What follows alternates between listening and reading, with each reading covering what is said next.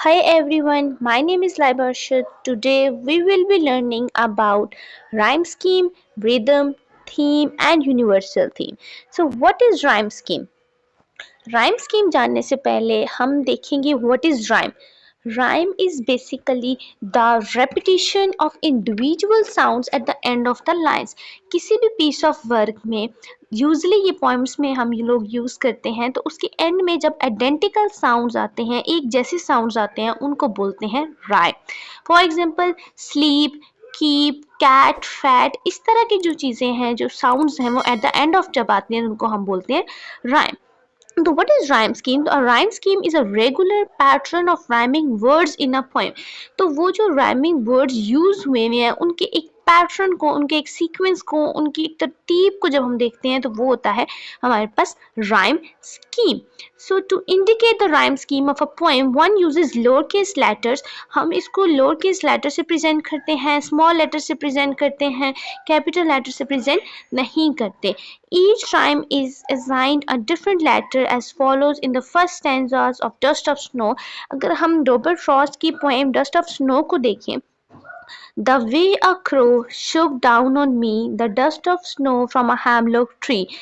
यहाँ पे crow और snow ये दोनों identical sounds हैं इसलिए हमने इसको A से प्रेजेंट किया है जबकि me and tree ये दोनों आपस में identical sounds हैं जिसकी वजह से हमने इसको B से रिप्रेजेंट किया है. तो इस स्टैंजा की राइमिंग स्कीम बनती है A B and A B.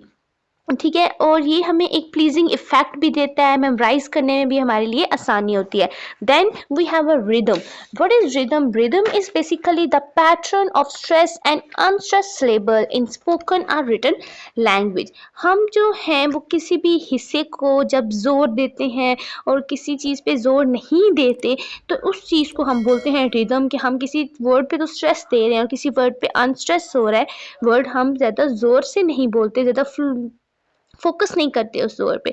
तो इससे भी जो है वो बेसिकली हमारे पास एक म्यूजिकल इफेक्ट भी क्रिएट होता है, एक सॉन्ग क्रिएट होता है, रीडर की अटेंशन मिलती है.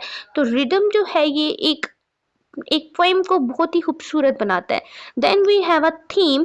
Theme is a central message concern or purpose in a literary work. कोई भी लिटरेरी वर्क है उनका एक थीम होता है. थीम के बगैर एक पर्पस के बगैर हम कोई भी वर्क नहीं लिखते. A theme can usually be express as a generalization or a general statement about human being or about life.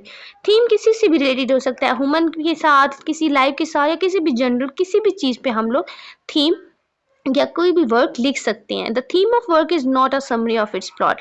Theme पूरी समरी तो नहीं होती ना, बल्कि वो जो प्लॉट होता है उसका जो मेन आइडिया होता है, सेंट्रल आइडिया होता है, उसको हम बोलते हैं theme. Although theme may be stated directly in the text, it is more often presented indirectly. हम कभी कभार थीम हमारे पास implicit होता है, कभी explicit होता है. ठीक है, मोस्टली जो है वो indirectly होता है. रीडर जो है वो उसको खुद फाइंड आउट करता है कि बेसिकली ऑथर क्या कहना चाहता है. अगर हम यूनिवर्सल थीम की बात करें, a universal theme is a message about life that is expressed regularly in many different culture and time period. Universal theme क्या होता है? यूनिवर्सल थीम बेसिकली कॉमन होता है to all human experiences, cultures and time period. Folk tales, epics and romances ये सब जो है वो हमारे पास यूनिवर्सल थीम्स को बताते हैं. देखो यूनिवर्सल थीम में हम ह्यूमन एक्सपीरियंसेस की मैं बात करूँ, ट्रूथ ऑफ लाइफ के बारे में बात करूँ तो वो सबके लिए सेम होता है. जो ह्यूमन नेचर है, हर ह्यूमन नेचर में लव होता है, हेट होता है, रिवेंज होता है. तो ये सारे क्या है हमारे पास यूनिवर्सल थीम आ जाता है. I hope you are all clear about this. Thank you.